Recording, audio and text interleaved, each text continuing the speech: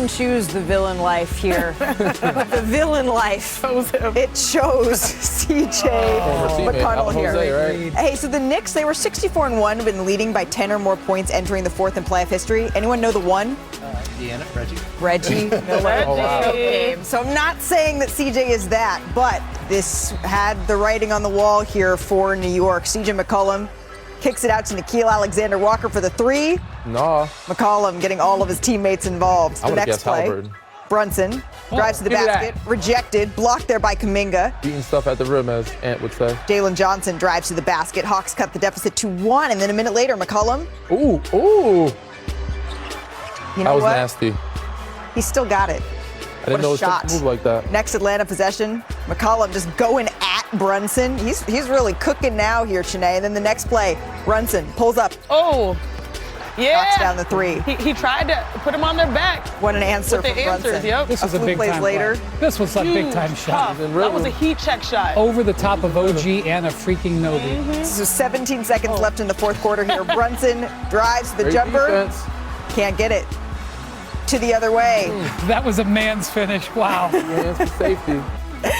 So here, the Hawks getting ready to foul for the game. Jalen Brunson, though. Oh, everywhere but down. There it goes down. 3 ball with no time off the clock. And so here, the Hawks get it in. McCollum, he's the hot man, so they foul him. Heads to the free throw line.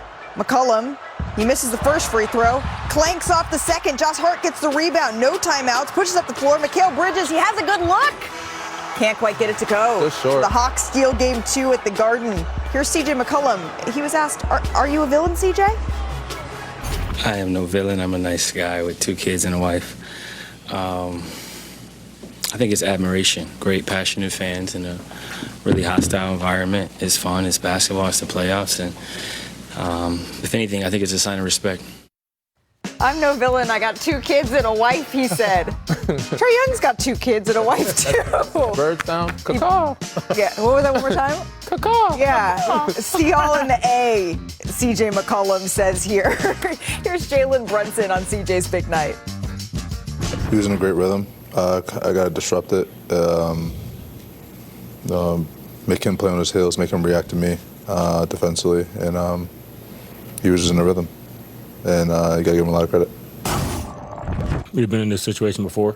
Obviously everyone is, frustrated with, this loss. And, we're going to go into game 3 with a great attention to detail and a great focus, for a full 48. We got high character guys, who respond well. So a 1-1 series, right? It doesn't sound that bad. But the Knicks, they actually have a losing record when a series is tied at 1-1 in a best-of-7. Now, all right, they did beat the Pistons in the first round last year after splitting the first 2 games. So if we're looking at recent history, maybe that's comforting. But as we head down to Atlanta, what is this series going to come down to here, Brian? Well, I'm going to tell you, the first step in getting upset in a playoff series is kicking a game. Because you have a game that's won, especially the Knicks, who are a very good top 3 clutch team this year. This is games that they normally close out. That's what you do. When you kick a game that also gives up home court advantage, that's step 2, lose home court advantage. So the Knicks are going to have to win it back.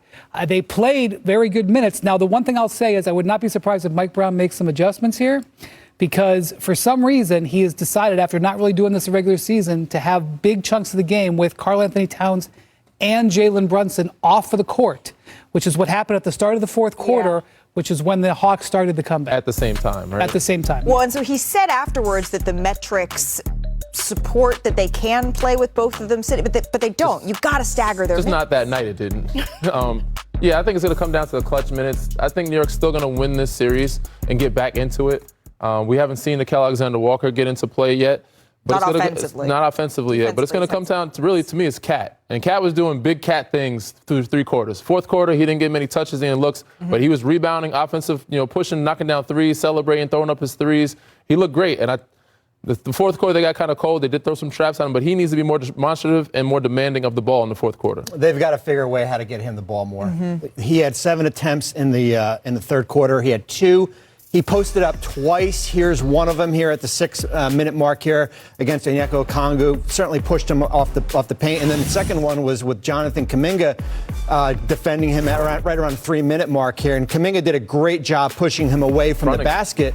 But they've got to feed him the ball. Remember, this is an Atlanta team that I think Okongwu is 6'8". This is a small team. Right. But last night, 22-4 in points in the paint by Atlanta here. Right. They've got to figure out how. I feel like we talked about this last year in the Detroit series, getting him the ball down the stretch. Well, they put Dyson Daniels to the bench. They put Onyeka Okongwu on Hart. They put Nah on Brunson. And then they put Kuminga on Towns. Is that something, Chiney, that they can go to as a recipe more and more? Honestly, for the Atlanta Hawks, their biggest question was, can they close games knowing what Jalen Brunson historically has done at end of game? And they actually got a pretty good answer. And it came through the seasoned veteran and CJ McCollum, who actually was the second oldest player with 30 and 5 versus the Knicks in a playoff game. Now, he was hunting. He might say it politely, but I'm not going to do here. He was hunting Jalen Brunson. You see numerous switches, and he's one of the shiftiest players in the NBA with beautiful touch. He tapped that glass right there. Hips. Right? Again, here's like a really solid screen. And again, it allows Jalen Brunson to be the defender. Anytime a player backs up, you know he's trying to cook. Everyone's chilling. He's on an island. Everybody Crossover go again. flat. Cat was too flat in the drop coverage and not able to contest. And then they won this game down the stretch because Jalen Brunson struggled creating his own shots for plays and possessions like this. He was 5 for 21 when creating his own shot. They were trying to force feed him the ball because of his reputation in clutch time. But look at the solid defense here, and then it leads to offense to really ice the game. So on both sides, both ends, having CJ McCollum play with poise, but more importantly, playing possessed defensively to me was most important for the Atlanta Hawks. And we've seen that through 2 games here. And now CJ McCollum gets to go to his house, and they've secured back. They've snatched home court advantage if they're able to continue this momentum with the franchise. Chicago made the playoffs just one time in his 6 years. And here's what he said in part in a statement that was released earlier today. He said, quote, after a series of thoughtful and extensive discussions, here it is right here, with ownership regarding the future of the organization, I've decided to step away as the head coach of the Bulls to allow the search process to unfold. I believe it is in the best interest of the Bulls to allow the new leader to build out the staff as they see fit. Okay, that's what Billy Donovan had to say. The man who broke the story is with us now, Shams Charania. And Shams, you and I, we talked about just last week how the Bulls, even with new management changes, they wanted to keep Billy Donovan if he wanted to stay. So where does Chicago turn to now as a coaching search gets underway? Malika, the Bulls will be in the market for a new head coach, but it really starts now for the Bulls with their new head of basketball operations. They're on the hunt for that right now, but that's where it comes down to Billy Donovan. They offered him any amount of years that he wanted to stay as coach, any type of extension he wanted, even a high-ranking managerial role.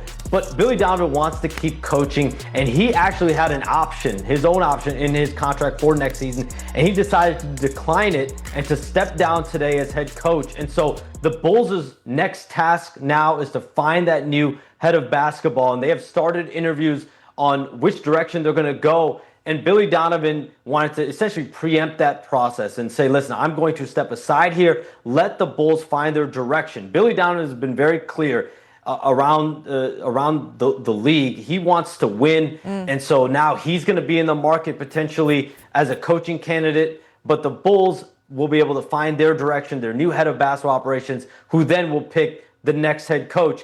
And think about it. The Knicks wanted Billy Donovan last summer. UNC wanted Billy Donovan during the season. He decided to stick it out, and now both sides are parting ways. All right, both sides are parting ways, but a lot of questions still in Chicago. Shams, thank you very much for that insight. Don't go too far. I got a couple more for you a little bit later in the show. But there's sort of the Bulls side of this, Brian, and then there's the Billy Donovan side of this, expecting to see him again in some sort of coaching capacity. What's your reaction? Yeah, I think he was interested in doing this a year ago. The Knicks job was open. He was interested in going to New York. They talked him into staying a year, and frankly, they should have listened to Billy. They should have let him go last year, and they should have started a rebuild last year. Now they're starting a rebuild, and Billy did this once before. When he was in Oklahoma City, left in 2020, they started a rebuild. I don't know if you're aware, they won a title by 2025. So let's see where the Bulls are in 5 years. It would have been better if they started it a year ago. But when Billy is now in the market, he will have a number of options, whether he wants to go short term here or if he wants to wait a little bit longer and see what develops. All right, so that's the Billy Donovan side of all of this. I mentioned the series of questions that Chicago certainly has. That sounds like a task for our front office insider, Bobby Marks, who's standing by over at the touchscreen. Mr. Marks. Mr. Marks, lay out the state of Chicago, the Windy City, for us. Well, right now, they are the only team that has 2 picks in the top 15 at 9 and 15. That 15th pick is from Portland. if we spin the lottery, maybe we can find some lottery luck for... Nope. No. Let's spin it one more time here. The Jazz? Oh, how about a Miami Heat there? So this is what you're looking at if you are Chicago here. It filters out through, and this is kind of your pool of players, Okay. right? As far as all the players that have come up the board, certainly Nate Ament and Mikael Brown here, but you've got size. You've got a guard in Braden Burris, you've Kareem Lopez, Jackson Lenenberg, Ade Mara. If you need size, remember last year's lottery pick, Noah Aseng, he did not play most of the season. He's coming back from injury. So essentially, you've got 2 picks in the lottery last year, this year. You've got the 15th pick in the draft, and you've got $60 million in cap space. A lot to work with if you're the new front office, and certainly who they hire as the coach. All right, so a lot of decisions here for Chicago, and who knows, maybe they'll get Dallas levels of lucky and jump up here in the draft. Coming up on our show, though, let's get back to the playoffs because